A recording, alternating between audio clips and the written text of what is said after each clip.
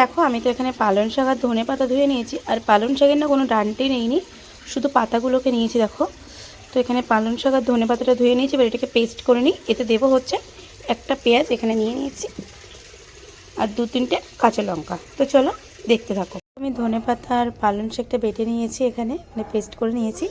আর এখানে হচ্ছে আটা আর ময়দা নিয়ে তার মধ্যে তেল, চিনি আর লবণ দিয়ে ময়ান মেখে নিচ্ছি। এবার এটা এতে ঢেলে মেখে নেব। তো দেখো এখানে কড়াই বসিয়ে নিয়েছি আর এখানে আমি তেল ঢেলে দিচ্ছি কড়াইতে। তেলটা একটু গরম হোক। এটা কিন্তু আমার লুচি ভাজারই কড়াই। তো দেখো দেখতে কত সুন্দর লাগছে আর খেতেও খুব সুন্দর হয়, খেতে খুব সুন্দরই লাগবে তোমাদেরকেও। তো গ্রামে তো এখন তো অনেকেই গ্রামে থাকো, অনেকেই গ্রাম থেকে এবার ভিডিওটা দেখছো। তো সবাই এইটা একবার বানিয়ে দেখো, খুব দারুণ লাগবে। কারণ এখন সবার বাড়িতেই ধনে পাতা পালং শাক হয়েছে। তো অবশ্যই বানিয়ে খেয়ে দেখো, খুব সুন্দর হয় খেতে।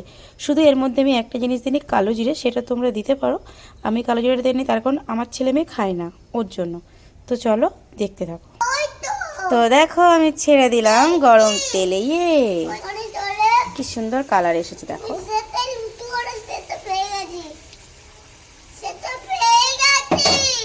তো দেখো হয়ে গেছে আর এটা আমার ছেলেকে খেতে দেবো। ও খেয়ে দেখি রিভিউটা দিই কেমন হয়েছে।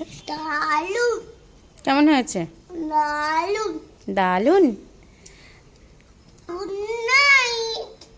বন্ধুরা ভিডিওটা কেমন লাগলো অবশ্যই কমেন্ট করে জানিও। রেসিপিটা কেমন হয়েছে সেটা অবশ্যই জানিও কমেন্ট করে। আর যার যার বাড়ি গ্রামে অবশ্যই একবার এটা ট্রাই করে দেখো।